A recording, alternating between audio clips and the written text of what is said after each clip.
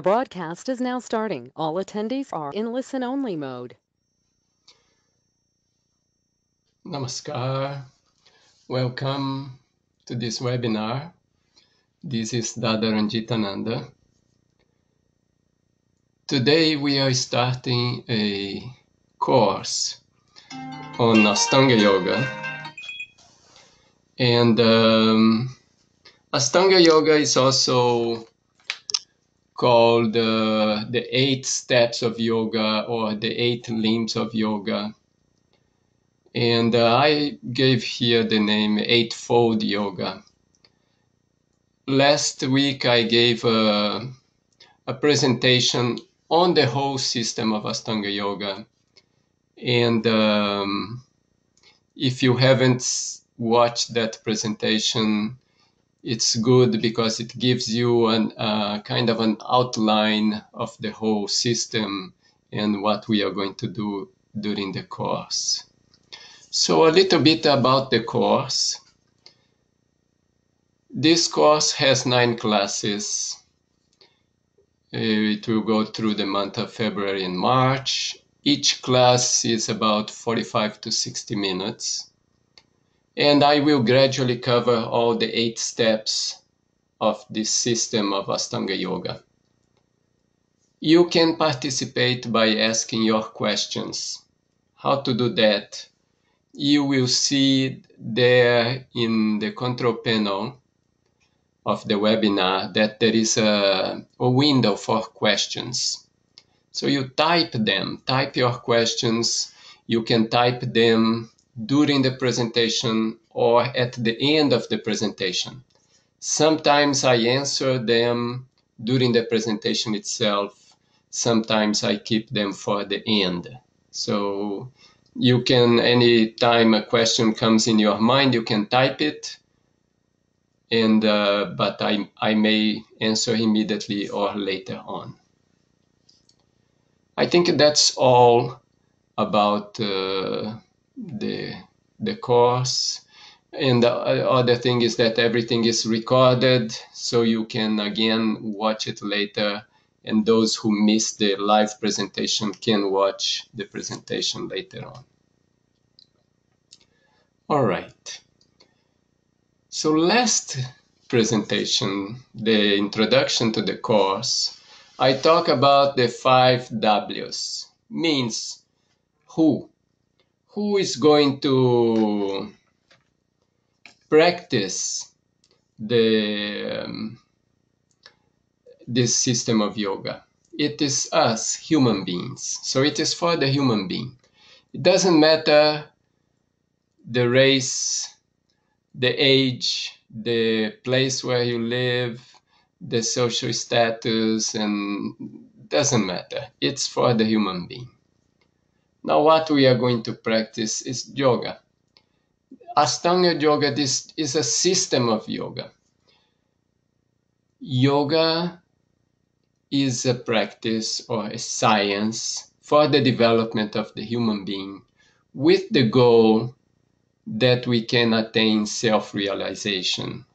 It means self-knowledge, to know about us and our relationship with the universe, and not only to know it, but to kind of realize it within our mind. So why are we practicing yoga? Why should we do that? Well, if we see the human being, we want a good life, a meaningful life, and everything that we do is basically towards that. Of course, sometimes we are forced to do things that are not really taking us in that direction, but if it's up to us, we will only do things that can provide us a meaningful and a good life. Now, where to practice? Anywhere. At your home, if you are traveling, wherever you go, you should practice. You don't need to go to a gym, to a special yoga center. You don't need that. You can practice where you are. And when? That's a very important question. We have to be able to introduce the practices in our daily life, because our mind and body follows a certain cycle, and it's like one day. In one day is we go through a cycle. So in that day we eat, we sleep, and we take care, we have many thoughts. So we have to be able to put the practice in that daily cycle gradually. We don't have to put everything at once. Gradually, as we learn, we try to add it to our daily schedule so that it becomes something that we do every day. I like to say that the things that we do every day, day after day, year after year, those are the things that really matter, because they build our body and they build our mind. So when to practice? In our daily life. Now, how to practice? We are going to now have this course on how to practice it. So I will make an effort to make the course practical. Means you will learn different things that you can implement in your daily life. That is my effort. Now, from you, the effort that I expect is that whatever you learn, even if it's just a little, put into practice in your daily life. So from my side, I make the effort to give you some practical points. From your side, you implement those practical points in your daily life. Now, by implementing them, by doing, you will get some experience. You will also experience some, let's say, benefit or some change within you. The thing is that at present, in today's world, everybody wants immediate change. But change in the mind and change in the body does not happen immediately. That does not happen instantly. It takes time. The body takes time to adjust. The mind takes time to adjust. If I go to the gym and I start doing exercises on the first day or first week, it will not make a big difference. My muscles will not be bigger, but I may even get tired and pain. So it means I may even think that I'm getting worse, but actually I'm, in the long run, by doing those exercises, my body is improving. I'm becoming more fit. So that is development. In the same way, we'll be doing something for the body here, but we'll be doing a lot for the mind. The mind also changes very slowly. So we have to have that patience, perseverance to keep on practicing.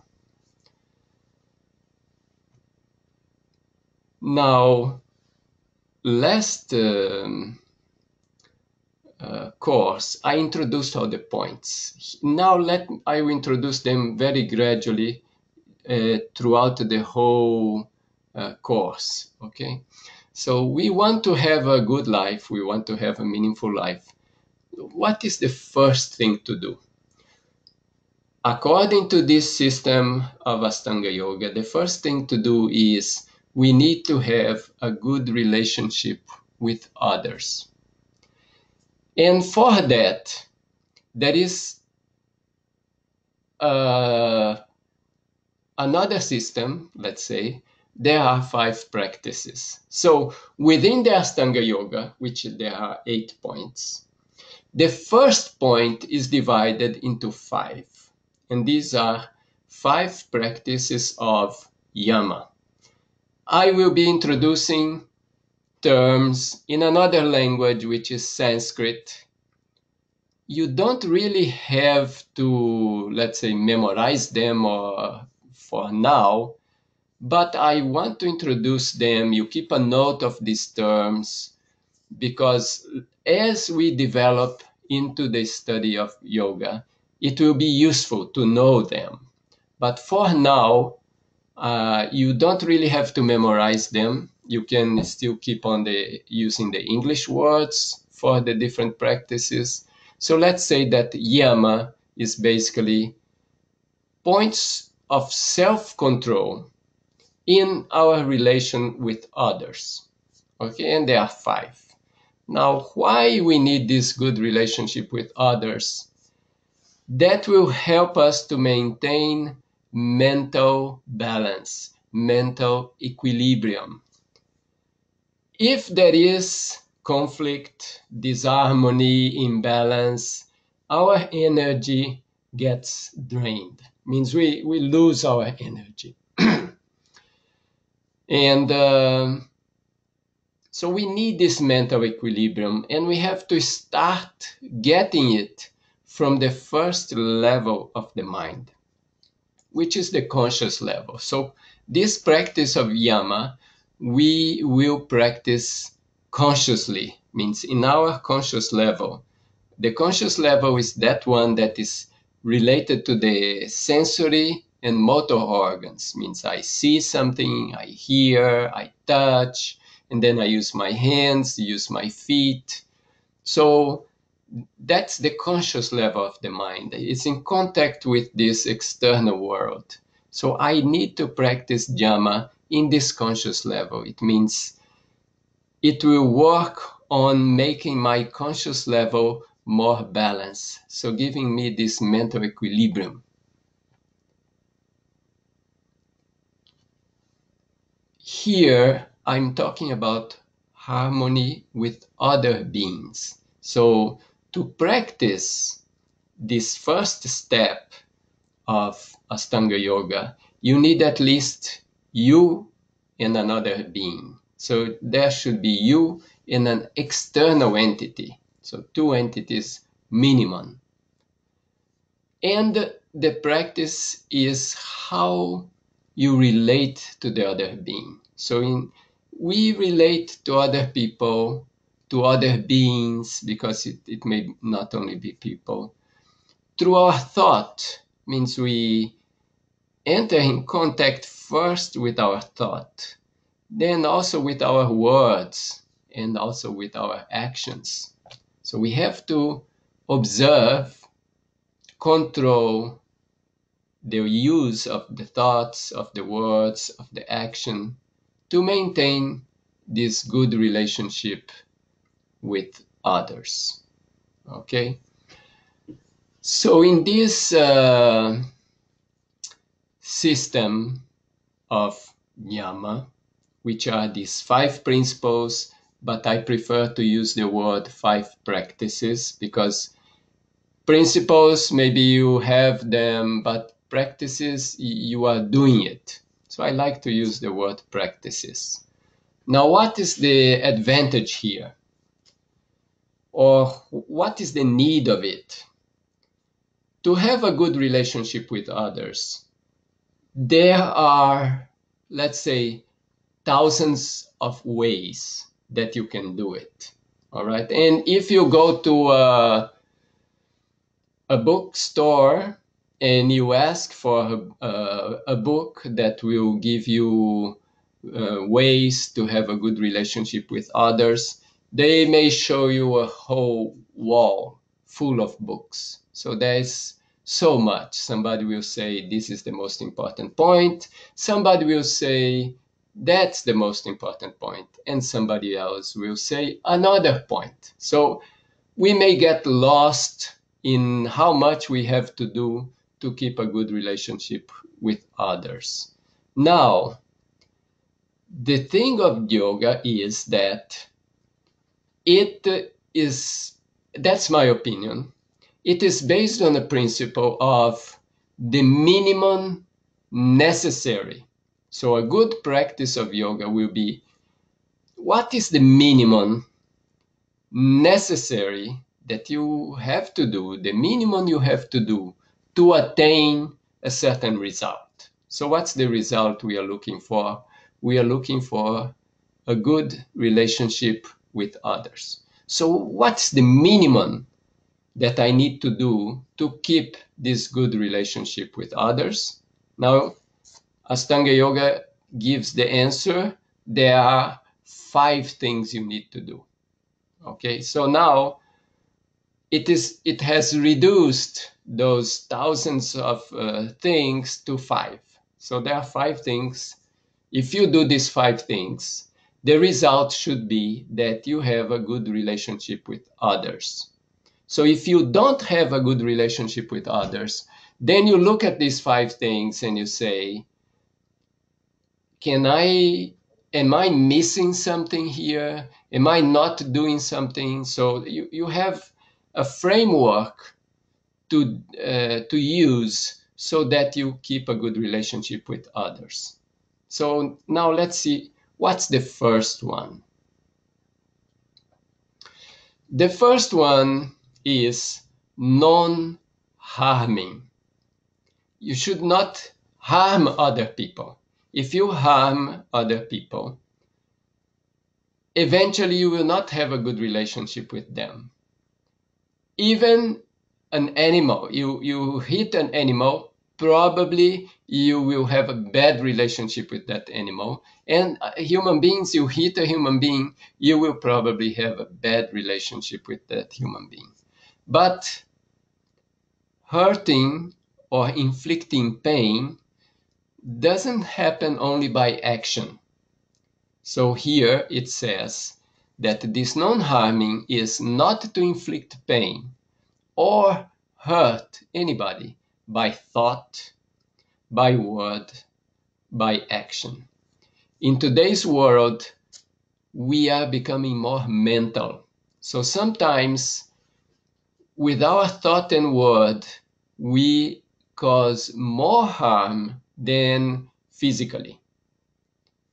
So we have to be careful that we are implementing this also starting from the thought, then our words and our actions.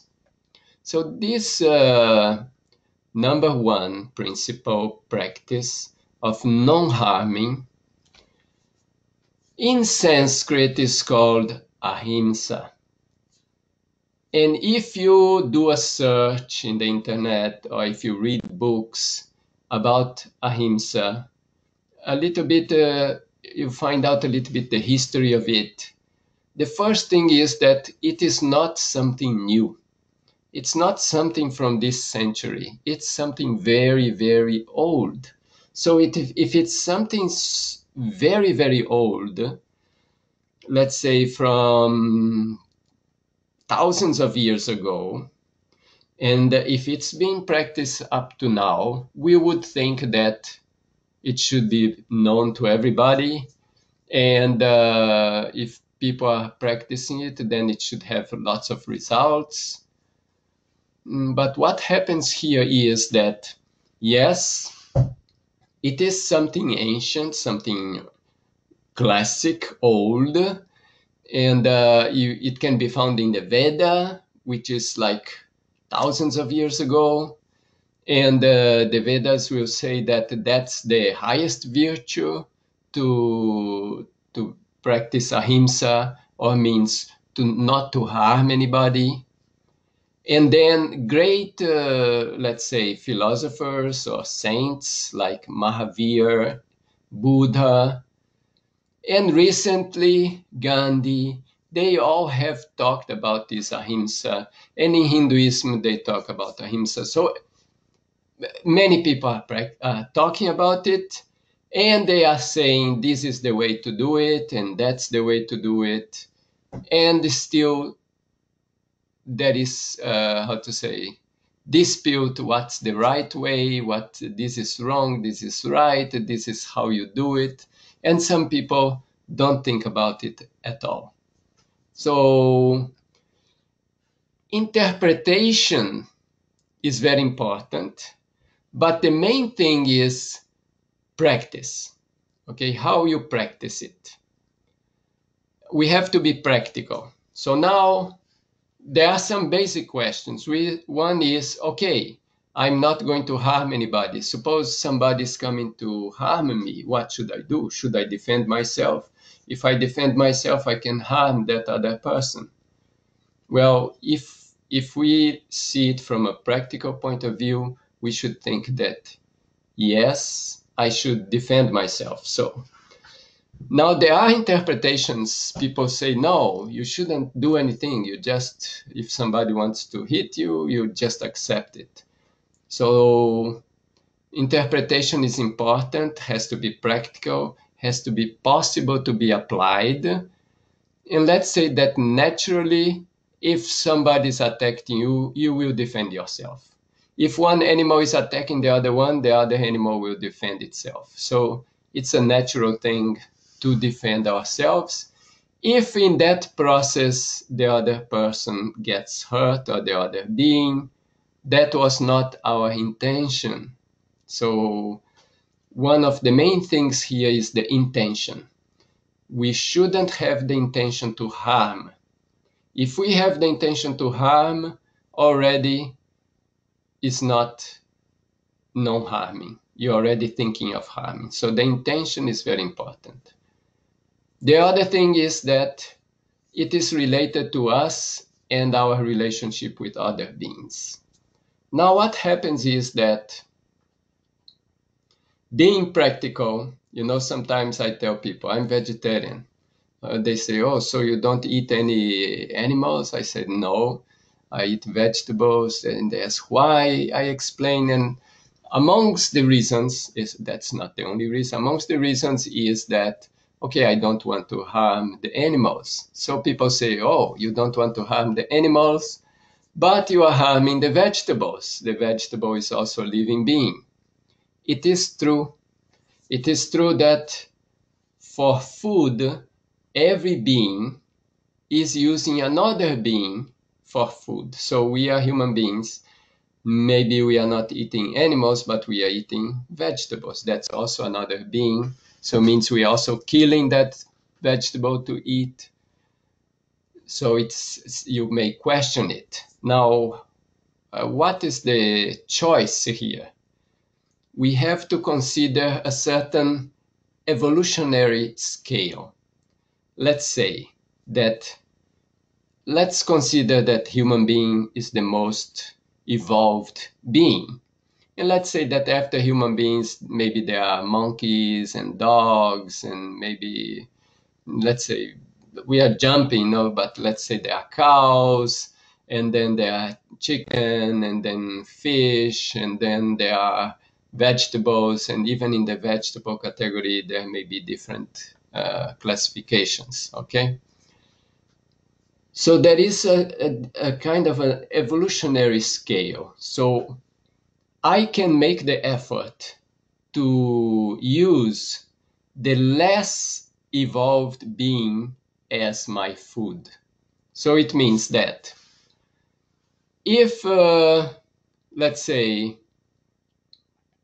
if there are cows, for example, I will not eat the monkeys because monkeys are more developed. Now, if there are chickens, so I don't need to eat the cow because the cow is more developed than a chicken. And if there are fish, maybe I don't need to eat the chicken because I can eat the fish, which is less developed.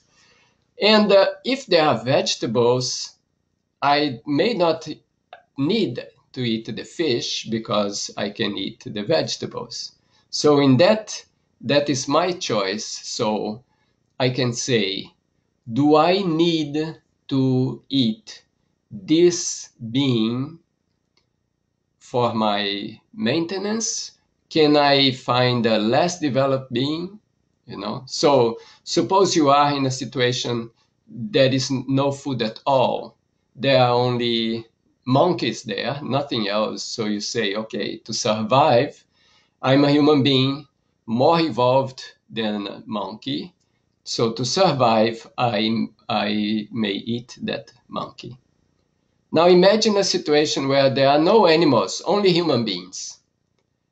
Can you justify now, okay, there are only human beings to eat, so I as a human being will eat that other human being. So maybe there one has reached the top limit, because we can think, okay, if one human being has to die, then maybe better I die, or so the situation becomes critical. But wherever we are now, and there is a choice to eat a less developed being, so we should choose in that way, so we can implement better this principle of non-harming, which is the first principle or the first practice to have a good relationship with other beings.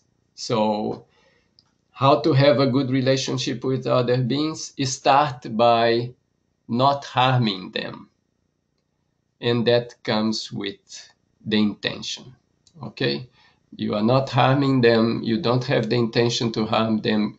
You don't harm them with your words. You don't harm them with your actions. So that would be the first practice to maintain or to develop a good relationship with others. So a little bit here for how to practice it. That's the theory. Now, how should I practice it? Every practice will start in the mind. So it starts with the thought. My thought, or I have to develop the thought not to harm any other being. If I get established in that thought, it will translate into expression, outer expression, and action. So for that, let's exercise. Or exercise will bring that into our being. So what the exercise is this week? Okay, so we have 1 week until the next class. So this week, make the effort to practice this non-harming consciously. So when are you going to practice? Whenever you relate to a second entity. Okay, suppose you wake up in the morning. Now you have maybe your wife, your husband, your kids, and you are going to relate with them. So you already prepare your mind that whatever you say, whatever you do, all your actions, and from your thought, you don't want to harm them in any way. Okay, that may be easy with our family, if we are in good terms with our family. But imagine you have conflicts with your husband or with your wife. Usually you are thinking how to hit the other one, and the other one is thinking how to hit you. So now you start practicing this non-harming. So the first thing you have to do is your intention should change. You don't want to give a hit to that one. You want to do actions, think, and use your words that you don't cause any harm. That may already create a change in your relationship. Or you, in your job, you have a bad relationship with somebody, so everything they say, you want to kind of give a reply that will be pinching. So now you are practicing non-harming. Change that. Okay? So during this week, that is the effort. So do it as an exercise. When every time you have to relate with a second entity, second being, second human being, even animal, any entity externally, at that moment is the opportunity you have to practice this non-harming. Okay, so that is for the first, let's say the first practice for the first point of the Astaunga Yoga, or the 8 steps, 8 points for the systematic practice of yoga. Okay, so we are making progress. That was number 1. Remember, we are still on that point, a good relationship with others. So that part is divided into 5. So we covered the first one. Today I want to cover also the second one, but you already have an exercise for the week. Second point, you want to keep a good relationship with others. Why? Because if the more conflict you bring in your life, the more imbalance you bring to your mind. Your conscious mind is not in balance. Who is suffering? In the end, you are suffering. Okay, so we want a good life. We want a meaningful life. We want a life that takes us towards yoga. So that's why we are practicing yoga. So that's the idea. We need this good relationship with others. We saw the first point. Let's see the second point. When we are relating to others, many times we are using words. So we are saying things. So we are saying something to another human, in this case. So whatever words we are using is the means of relationship between us. So I have a question for you. What is the best use of words? So let me, I phrased the question in this way. Do you think that telling the truth is the best use of words? Means that's the best thing you can do, best thing you can say, to tell the truth. Is it a yes? Is it a no? Or is it sometimes? Can you just click on the answer that it matters most to you? Okay, I give you a few more moments. Just with your mouse, you can click there. If you're using a tablet, also you can touch it. And all right, okay. So let me close this. Thank you for your answers. There was some yes, and there was some sometimes. Okay, so let's analyze it. Many times, if I tell the truth, it's good. It's straight, clear, and it brings a good result. But sometimes, if I just say plainly the truth, this is what happened, it may be more harmful than good. Means I did tell the truth, so I can say I'm not to blame, but by telling that truth, I created a big problem. Okay, then what's the solution?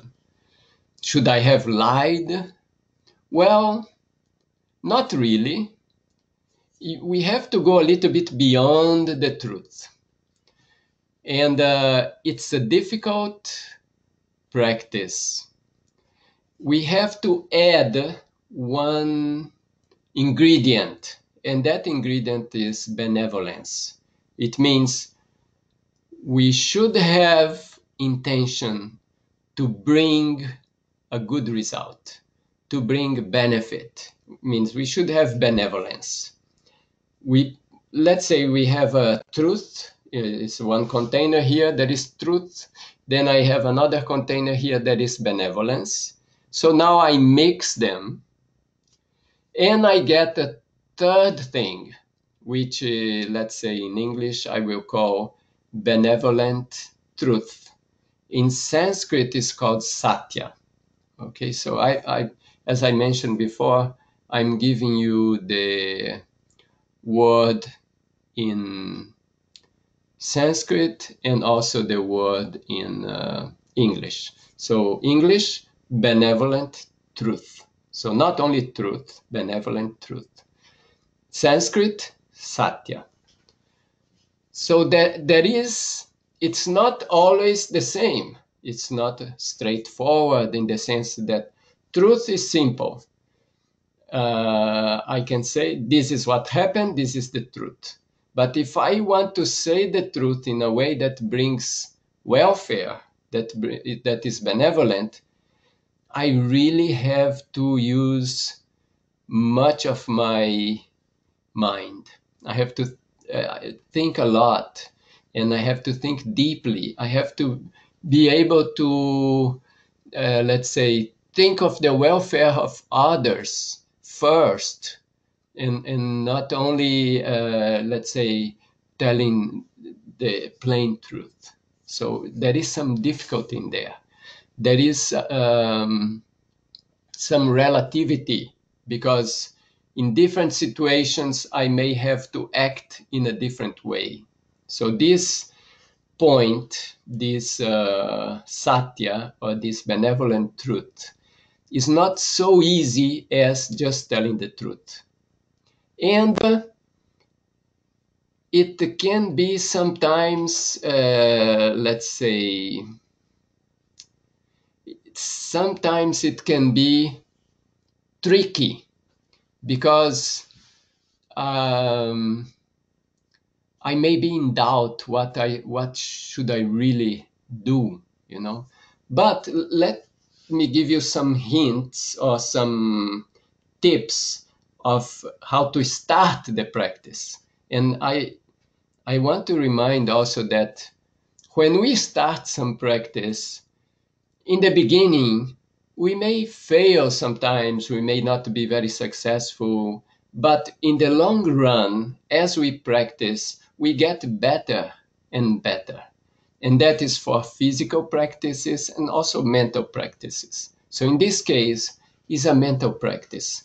I'm going to say some words to somebody else. All right. And I have to think that these words that I'm saying, they have a lot of energy. They can create a change in the mind of this other individual. They can make that individual down, happy, angry. It means I can make them do things that they shouldn't do. And so I may create a lot of harm to that individual just with my words. Okay, so I should be conscious of that. And then I want to say this word that it brings some benevolence, or satya in Sanskrit. I'm going to relate a story. Okay.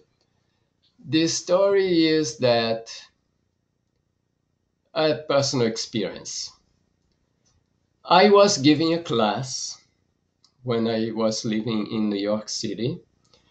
And every week I will teach one of the points of Dhyama. So that week was the point of Satya, benevolent truth.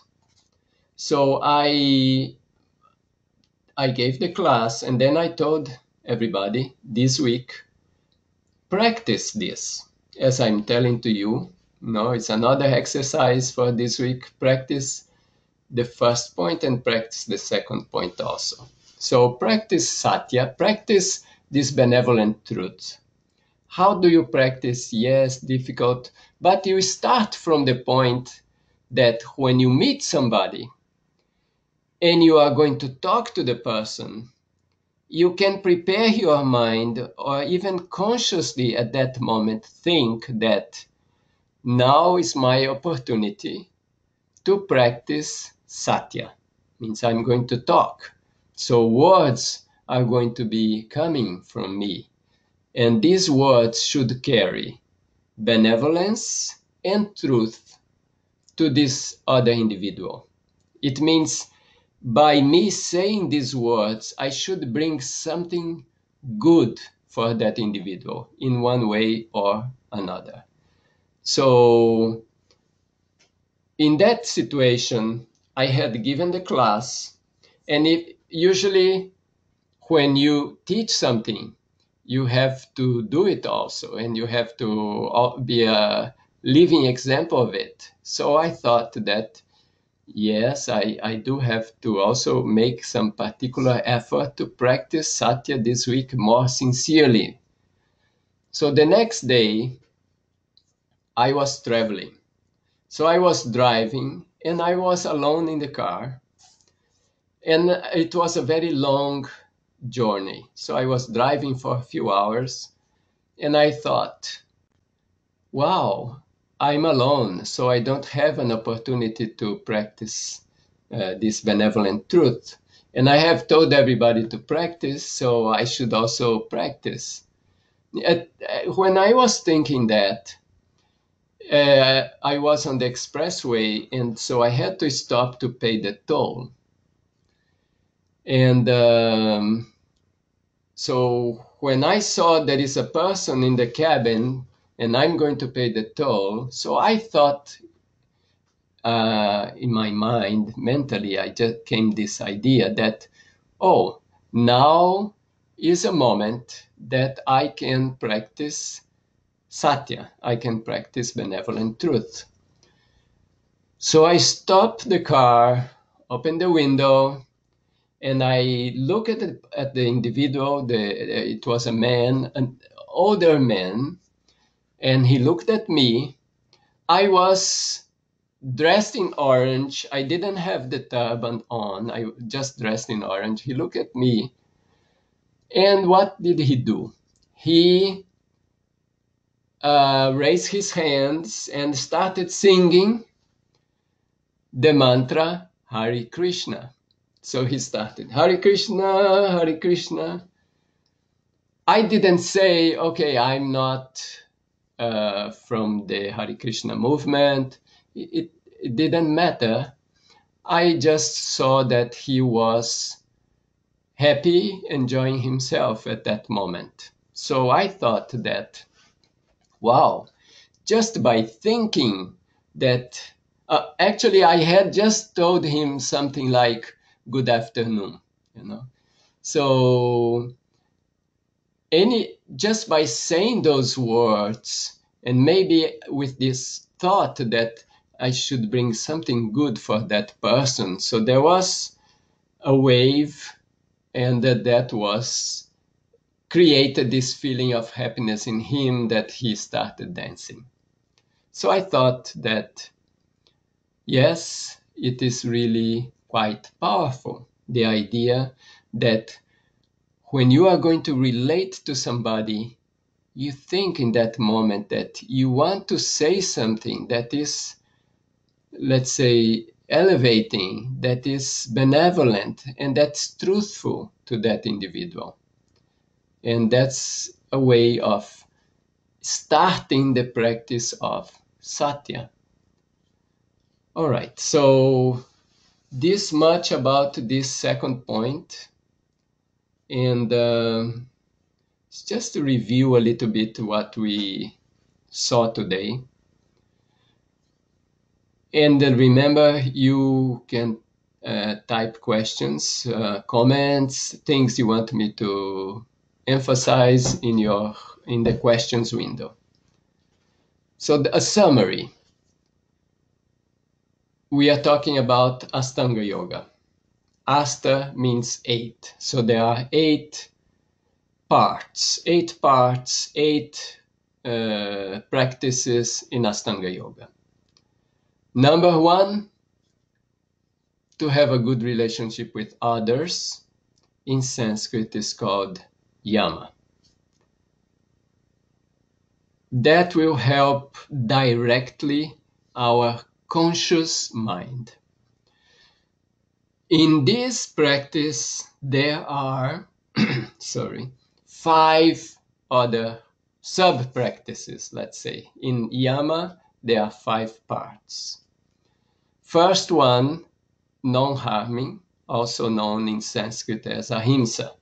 So you don't want to harm any being. You are not going to do anything to harm any being. You are not going to harm by words either. So your intention is not to harm. The second, benevolent truthfulness, or satya, means you are going to relate with words, so your words should be benevolent, should bring welfare. So you see, the first one is something like not harming. The second one is do good, do something good. So you don't want to harm. Second, you want to do good with your words, with your expression towards that other being. So that is satya. So these are two of the 5 practices for a good relationship with others. And in the beginning, I also said that why these 5 practices? And my explanation was, and this is what I feel, is that there are so many points for a good relationship with others. My interpretation of yoga, or my feeling towards yoga, is that in yoga you get the minimum necessary to get some result. So the result here is a good relationship with others. What is the minimum necessary? Because if I go to a library or a bookshop, I can read hundreds of books telling me what is important. So I can get lost. So let's reduce it. Okay, here it's reduced to 5. This is based on an ancient knowledge of yoga, reduced to 5 points to get a good relationship with other beings. The good thing is that you don't have to worry about 10 points, 15 points, 100 points, 1,000 points. You worry about 5. And from these 5, we saw 2 today. So having this system of 5 is good, because if you have a bad relationship with anyone, in your family, in your work, in any relation like this, you have a bad relationship with that person, for example. So you think, okay, I have a bad relationship with that person. What can I do? I have here 5 points. So you put the 5 points in front of you and you think, how can I work on these 5 points in a way that it creates a good relationship with that other person? You may think sometimes, no, but it's not my fault. It's the fault of the other person. And I'm sure the other person will think the same way. He will think it's not my fault, it's your fault. Okay, so we can't think of that, because I cannot change another person. I can change myself. Of course, the other person seeing myself can change, but usually is that person changes from their inside and I change from my inside. Is I can for some time force somebody to change, but by force, but when I remove the force, it will continue the same. So usually I can work on my side and then see what happens on the other side. So I have these 5 points. I can work on those 5 points. So this week you have only 2 points. So practice these 2, see how it goes. If it's like going to the laboratory. Okay, you got these 2 points. Now you are going to the laboratory. That's your life. Your life, there are this many people. Some you have great relationships, some you don't. Now you have 2 points to work during this week. See if by working on these 2 points, anything changes in your relationships. Okay, so that is the summary for today, and that's the presentation for today. Now you can go on typing your questions, and I want to close with a quote. The quote is that all living things love their life. They desire pleasure, and they do not like pain. They dislike any injury to themselves, and everybody is desirous of life, means nobody wants to die, and to every being, his life is very dear. I mean, every being wants to live. No being wants to die. It's not that like an animal wants to die for you. No, you are, let's say, having to do action to kill that animal so that you can eat that animal. So it's and that is real to all beings. Okay, and this comes from classic yoga shastras. All right. Okay, so now seeing some questions here. So first question is a long question. Is saying about Gandhi and non-violence. If it's the same as AHIMSA. Is non-violence the same as AHIMSA? Basically, that's the question. I can say that it's related. It's kind of interpretation.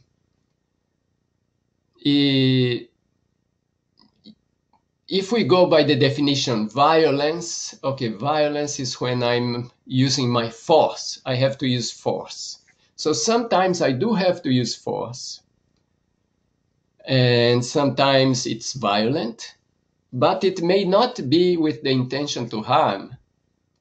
So it's not exactly the same. It's a little bit a different interpretation.